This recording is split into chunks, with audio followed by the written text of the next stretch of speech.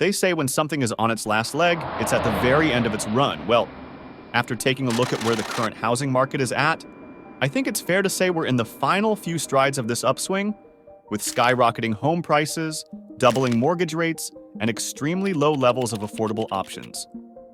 It's clear this market is starting to falter under its own weight.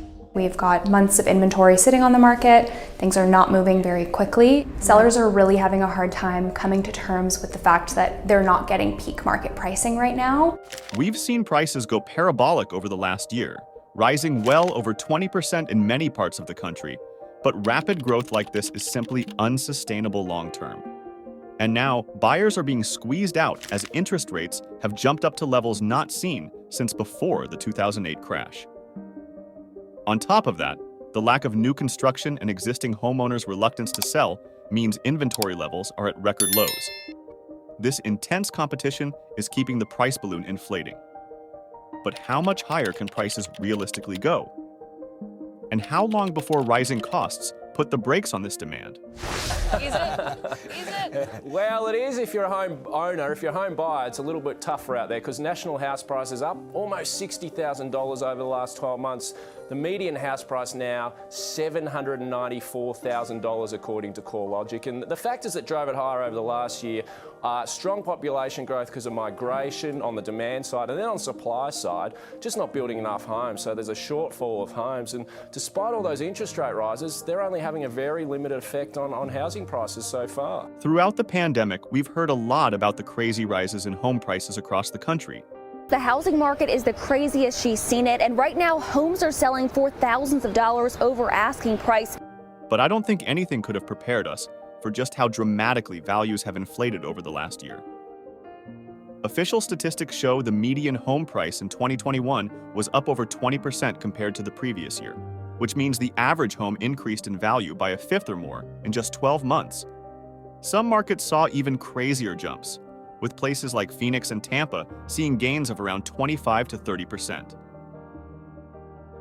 To put those kinds of price increases into perspective, historically home values have risen about 3 to 5% annually, so gaining 20% or more in a single year is an astronomical change from the norm. The last time we saw anything close to this kind of growth was right before the bubble popped in 2005 to 2006. I think what's even more shocking, though, is when you break down exactly how much dollar figures have changed. A median-priced home in 2020, for example, was around $300,000. Well, just 1 year later, that same typical home is now closing in on $375,000. That's a jaw-dropping $75,000 increase in value in 12 short months. Can you imagine overnight costs for practically everything else like food or gas going up 25%? It would be total mayhem. Unsurprisingly, pricing people out of the market is exactly what these crazy spikes have done. Millions of potential buyers simply don't have an extra $75K lying around to keep up with rising values, and their wages just aren't increasing fast enough to make ownership attainable anymore. Until price growth cools off, the reality is home ownership is becoming further and further out of reach for the average American family. So after prices have gotten this out of control, how much longer can this unsustainable pace of gains really continue?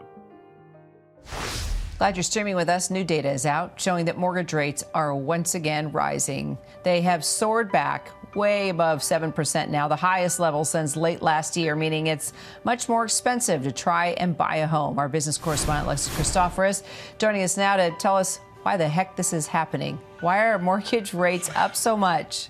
And talk about bad timing, Kira, because the spring is usually the time, a busy time for the housing market when folks are going out and looking at homes to buy. But they are dealing once again with mortgage rates that are on the rise.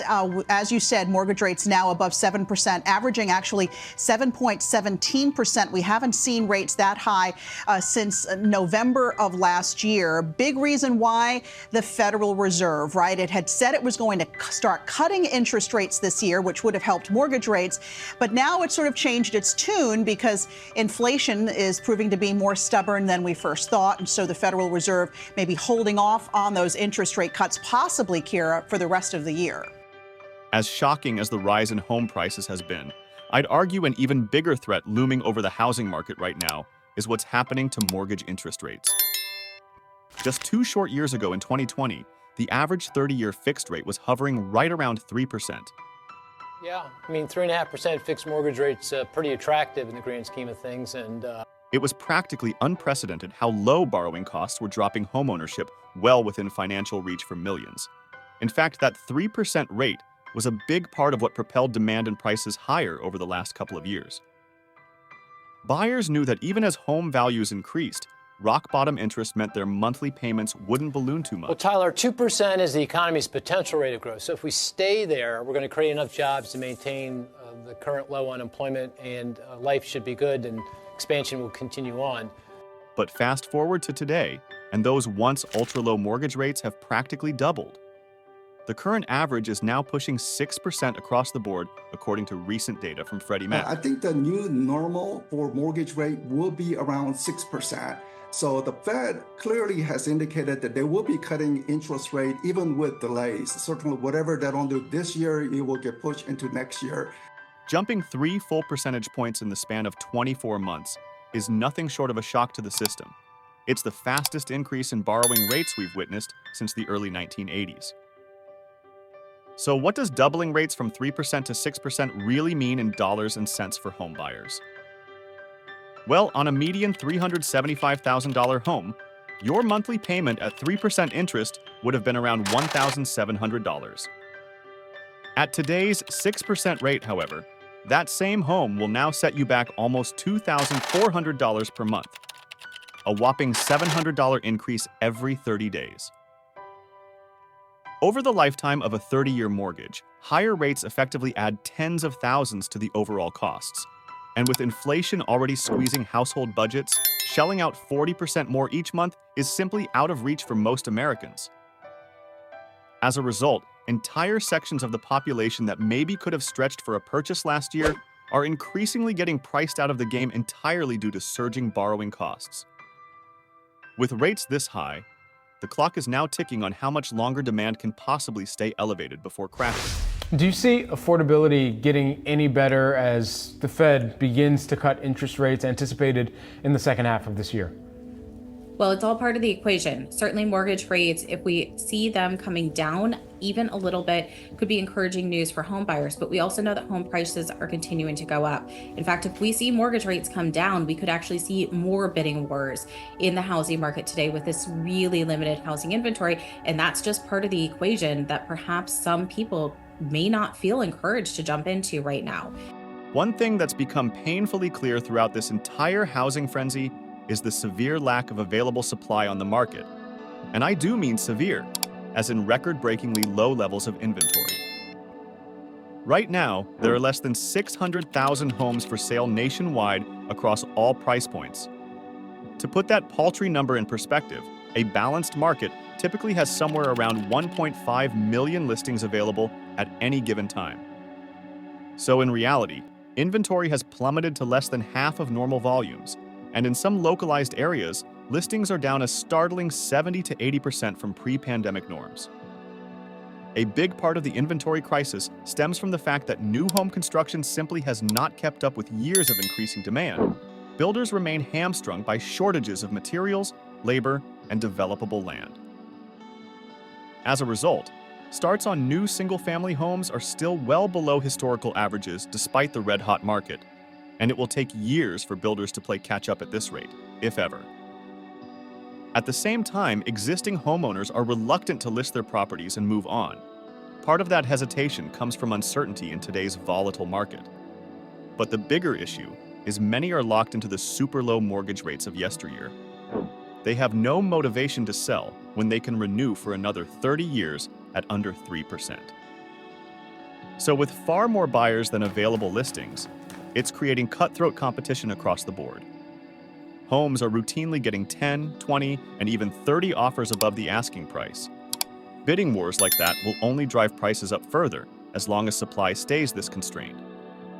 The competition from so few options simply guarantees prices have nowhere to go, but up as long as this imbalance of supply and demand exists. While home prices and mortgage rates have dominated headlines, there's another major crisis unfolding in the shadows. Well, rents all over the country are rising, and that's threatening the wider moderating inflation story. For more on this, we've got Yahoo Finance's Danny Romero here in studio with us. Hey, Danny. Brad, renters can't catch a break. I mean, it's hard to get into the housing market, and now the rental market is also looking like a dilemma here. Rents are rising in the Northeast and also in the Midwest. Rent prices are through the roof nationwide. According to the latest data from rental sites like Zillow and Apartment List, the average rent for all property types increased by over 15% in 2021 alone. Just try and wrap your head around rents rising that steeply in 1 year. The pain is being felt everywhere, too. Major metro areas saw rents surge well past 20%, with some cities like Miami notching 30% gains.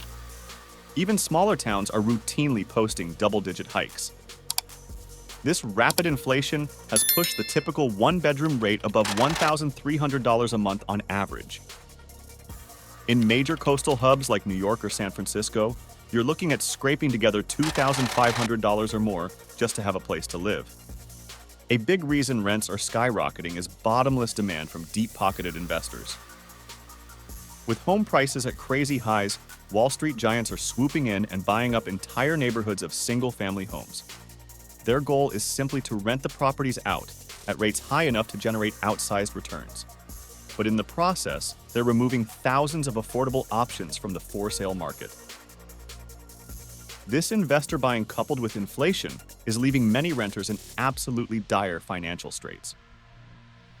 Entire paychecks are now disappearing monthly just to have a roof, which means little room left to save for the ever-growing down payment that home ownership demands. So as rents rise to preclude home buying, the entire cycle just keeps squeezing out more and more people from achieving the American dream. With all the pressures stacking up in today's overheated market, the looming question on everyone's minds is what comes next. Will we see a drastic crash or just a soft landing?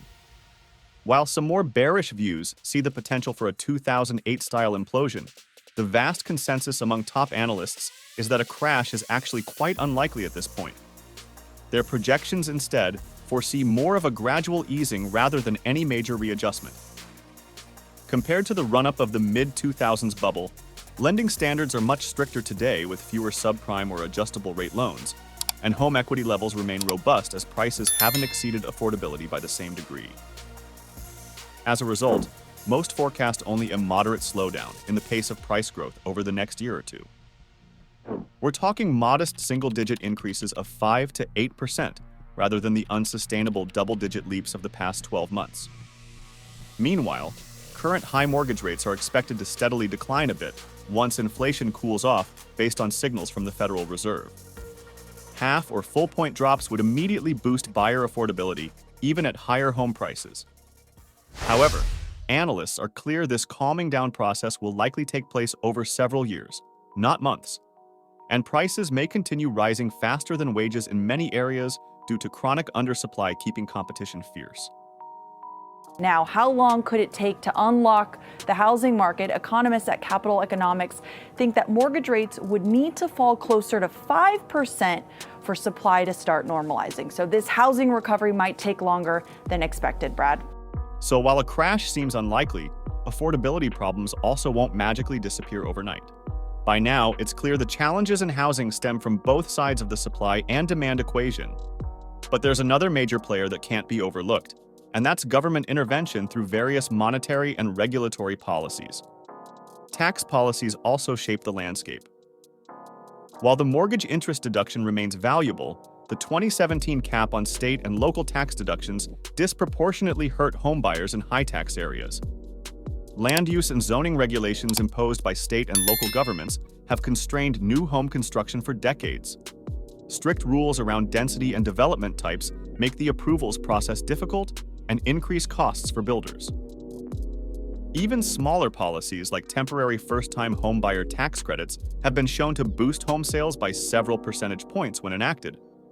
These examples demonstrate how government incentives and disincentives can significantly influence the market. We're now seeing greater public policy debates around issues like institutional investors purchasing large numbers of homes and leaving some vacant. Questions are being raised about whether ownership occupancy should be mandated. While underlying economic forces drive housing supply and demand, governmental policies at all levels equally impact affordability through the various tools available. Minor adjustments to taxes, regulations, or programs could help restore more balance in the years ahead. But for now, official actions continue to take a toll on affordability. Well, that's it for today's video. Let us know your thoughts in the comment section below, and if you enjoyed this video, please give it a like, hit the subscribe button, and turn on the post notification so you won't miss more videos like this. Your support helps us reach more people with our content. Thanks for watching.